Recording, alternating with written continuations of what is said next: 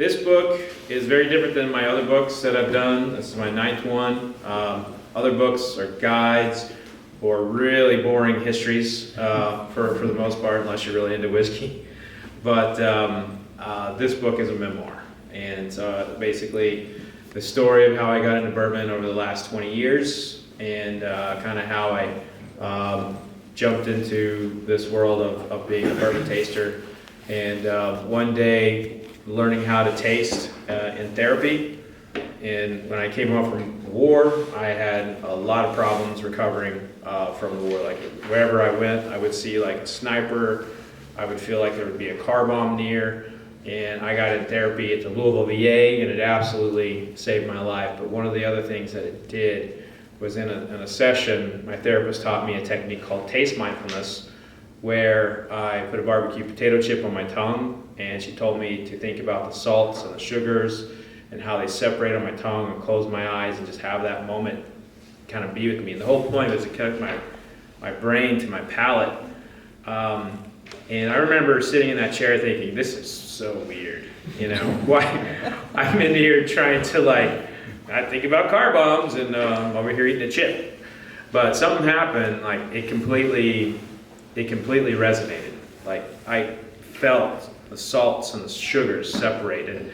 The granular level of the chip just completely changed. And I felt it while I was thinking about it.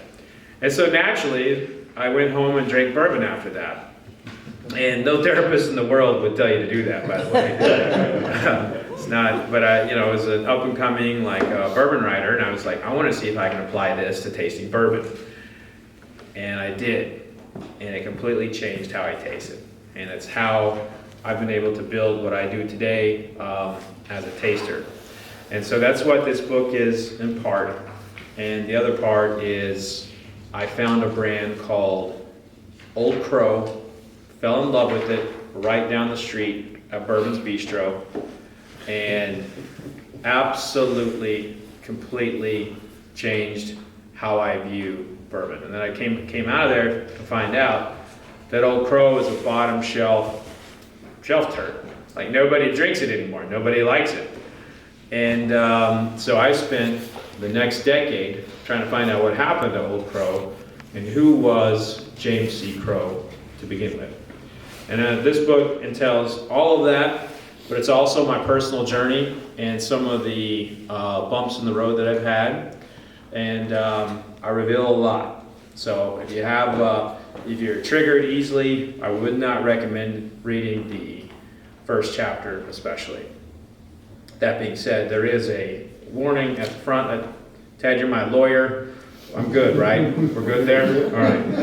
Legal at the publishing side said we're good too. But it's always good to have another lawyer, minus your fees. Are you charging me for being here right now? $1. All right. But one of the things that is very important to me is that I'm a husband and a father. Or anything else, and my kids right now are at wrestling practice, and I missed my kids for my first wrestling tournament this past weekend because of the state, everything, because of the snow and everything got pushed to the right. But usually they would be with me at something like this. But wrestling practice is more important than Dad's book reading. So, but I do want to do a little reading for you and talk to you, and I'm going to give you a little advancement into what this is about. And this is after a really good friend of mine, Dave Pickerell, died. And I found out about Dave Pickerell dying when I was putting my youngest son Julian to bed, and I found out about this, and I just started talking to Julian about who Dave Pickerell was. And this is a guy that took me backstage with Metallica, and I would spend all this time with Metallica through Dave because he was their master blender for their whiskey, Blackened, and he was just a very, very special man, and I miss him every day. And this is a little bit of that story, and it's in chapter 8 when I'm reading to my son. He was the James Crow of modern distillers because of all the things he did for the industry, I said. hardly believing I was saying this out loud to my infant son. But he was so much more than a distillery builder, I won't even forget him as a person.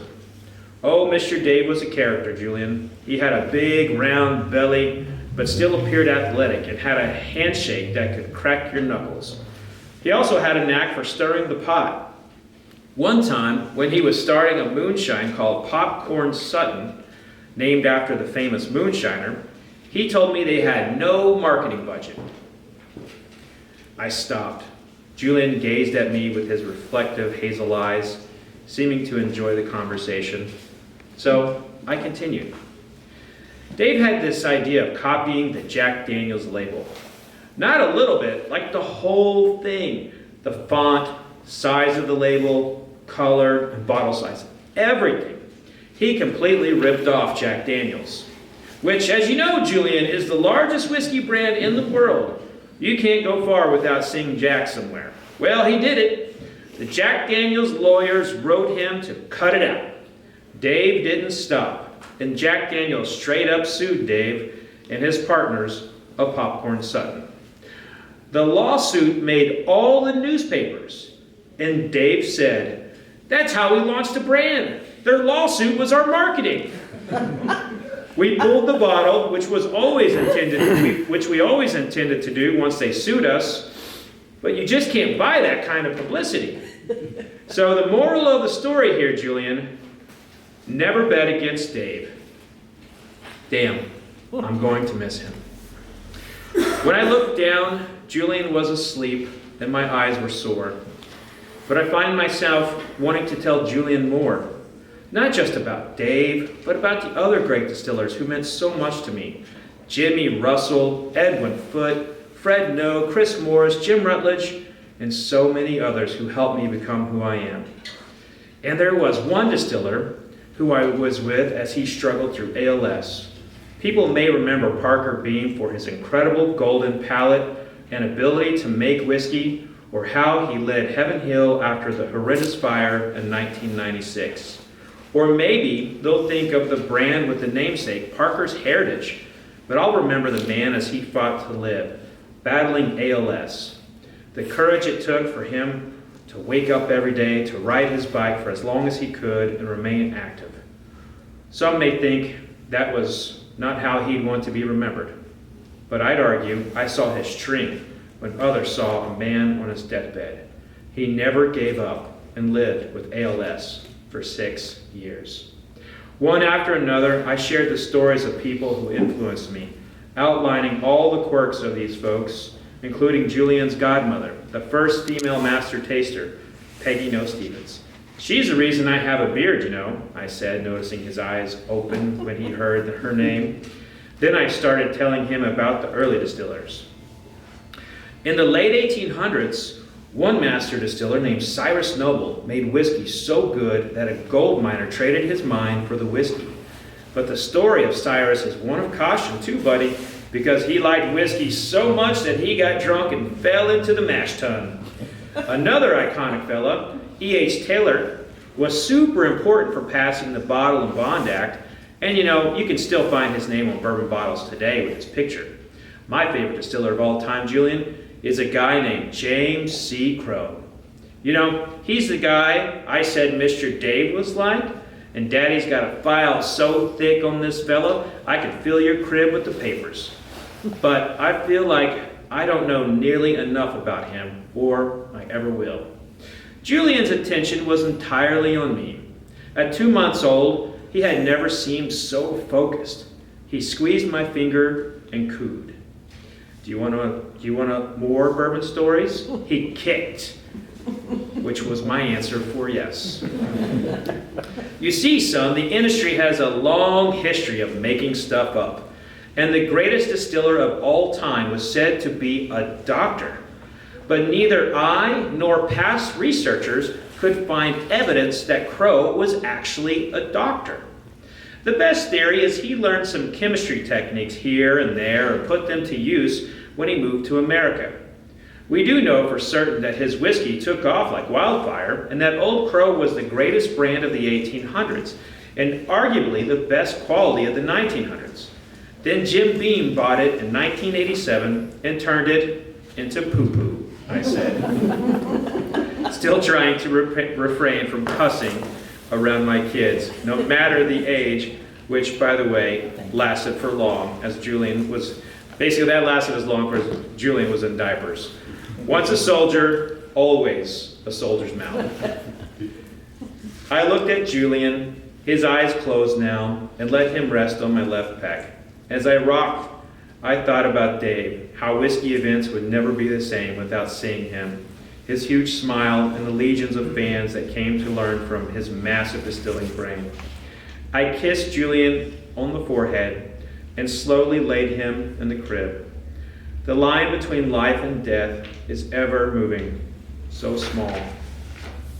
1 minute we are here, the next we are gone. The loss of Dave, the love of my life, the birth of my boys, my passion for bourbon. They're all chained together in moments, bringing me to tears, laughter, and deep thought. I was putting my boy to bed, and a simple text about Dave's passing changed everything. As I left Julian's room, walking down the stairs, I thought about how distillers live on in brands they create, and I smiled knowing that Dave Pickerell would never be forgotten, and that Parker Beam's legacy is sipped every day. It's like music. I never saw Jimi Hendrix in person, but his guitar is felt in my inner being. Distillers' recipes are their legacies, but this sentiment mattered little at the moment. Dave's loss was also a reflection of us all in the whiskey business. He did not live a healthy life by any means, and I was walking the same path. I needed to lose weight, to exercise, to live, to see my boys have their own kids, and to grow old with Jacqueline. I didn't sleep at all that night, and as I often did, I coped with anxiety by thinking about history, distillers past. My mind went to Old Crow. It always went back to Old Crow. What happened to this brand? And that was a little reading from chapter 8. Feel free to ask any questions, and I'd be honored to answer them, and then we'll sign some books. Yes, sir. Could you do like a chronology of Old Crow, like when it was top shelf and then sunk down? Oh, boy. And then when you were... How far do you want me to go back? You know... You want 1856, or is that too far? Well, it's up to you. All right, so... and also when you intersected with it. Okay. You know, prices have gone way up since... Yeah, that's me. Yeah. That's me. That's my fault. So, Old Crow, basically... So James C. Crow was this really prominent distiller, and they named the brand Old Crow after him. And in fact, there was a time when Crow whiskey was the predominant term for the style that is bourbon. If he had made it, people would request for Crow whiskey. And so that would be the 1800s. In the late 1800s, Old Crow would actually be among the very first trademark lawsuits. The business of making whiskey in the 1800s was that the distillers would sell it to a wholesaler, and the wholesaler would bottle it and move it out.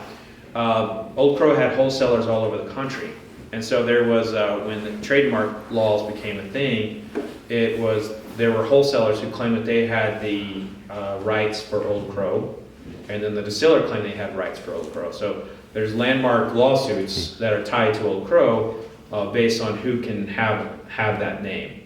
And that would not be decided until like the early 1900s. So there were many legal battles over like a 30-year period.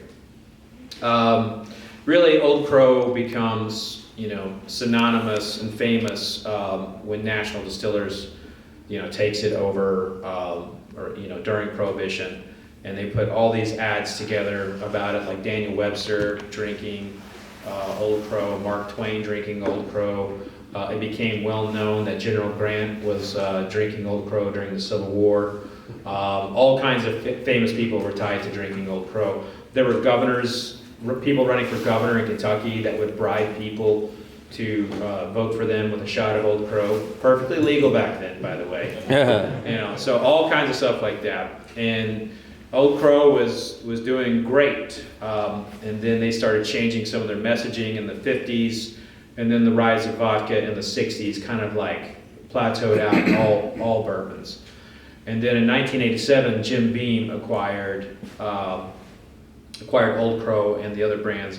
And I had never known why Jim Beam like decimated them until I started researching this book. But I also found out why they needed the national distiller brands. And that's one of the big little secrets that's in this book, is that I reveal why Jim Beam really needed national distillers whiskey back then. But so that's it. And then once Jim Beam got a hold of the likes of Old Crow, once they controlled those stocks, they put them into for like the likes of Knob Creek and Baker's and all their small batch brands. So, and then filled up Old Crow with 3-year-old rot gut that people drink at 8 in the morning before they go to work. Yes, Dan. Fred, what came first, your affection for Old Crow or your affection for your ascot? Oh.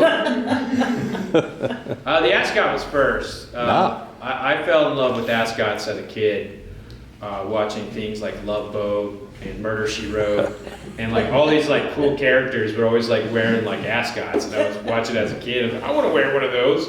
And then when I came to when I moved to Louisville, we were going to the Derby. I went to Von Mar, and I asked. We went up to the guy who runs the men's department. I was like, hey, do you have any ascots? He's like, what is this, 1960? You know? I was like, no, it's an ascot, man. You gotta consult me to say no. But when I was in wine writing, I was in Italy, and Jacqueline went with me, and there was this like famous wine writer there, and went up to him and was like, hey, Bill. Where did you get that ascot? I'd love to get ascots. He's like, get the hell away from me. and then he's like 62 years old, and he starts hitting on my wife right after that. And I was just like, every time I turn around, he's like trying to hook up with her. I'm like, dude, I'm right here. And so we get back from that trip in Italy, and there's a manila envelope on the doorstep waiting for me. And it has 3 ascots in it, and there's a note from Bill, and he says, here's some ascots for you. I had my wife make them for you. Please tell Jacqueline I said hello. Like, even giving me a gift, you still try to hook up with it. But that's one of my favorite stories.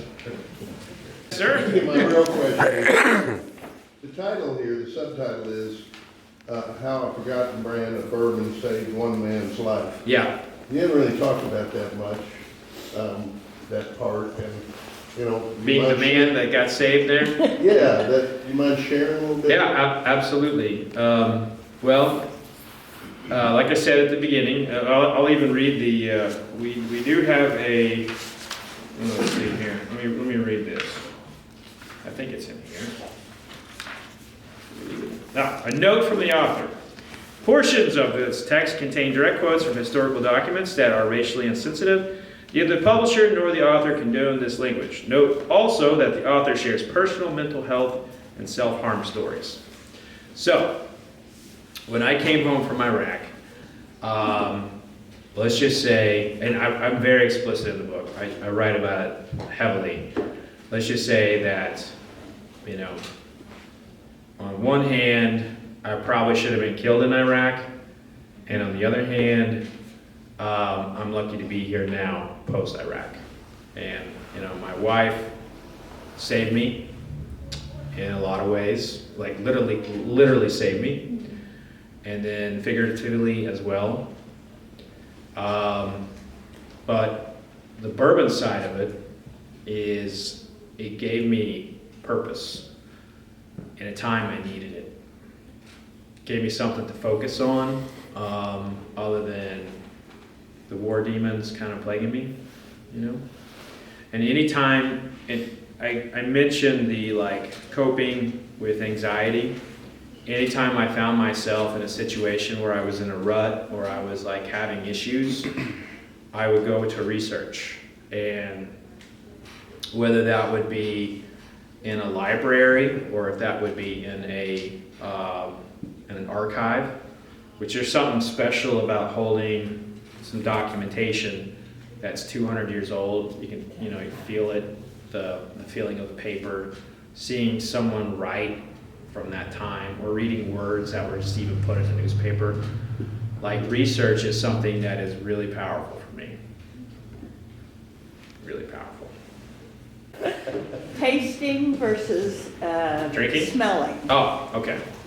Do you have the same gift in? I've always been able to smell deeply. So that's probably the big thing for me, is like that has always been a talent of mine. I would say my tasting was a little bit more learned. Smelling, it usually starts with stink, So like if a kid farted in class when I was younger, I'd smell before everyone else. So I got blamed for it because the smeller's the fella, right? So that was always the first thing. So we'll be like, throughout my life, like I could smell something before everyone else smelled it around. Same with my mom. So it's on my mom's side of the family, we can all smell stuff. And so that makes, the wrestling room sometimes very difficult to be in. On that note, I'd be happy to sign some books for you all. Thank you all so much for coming to support Vodka Chef.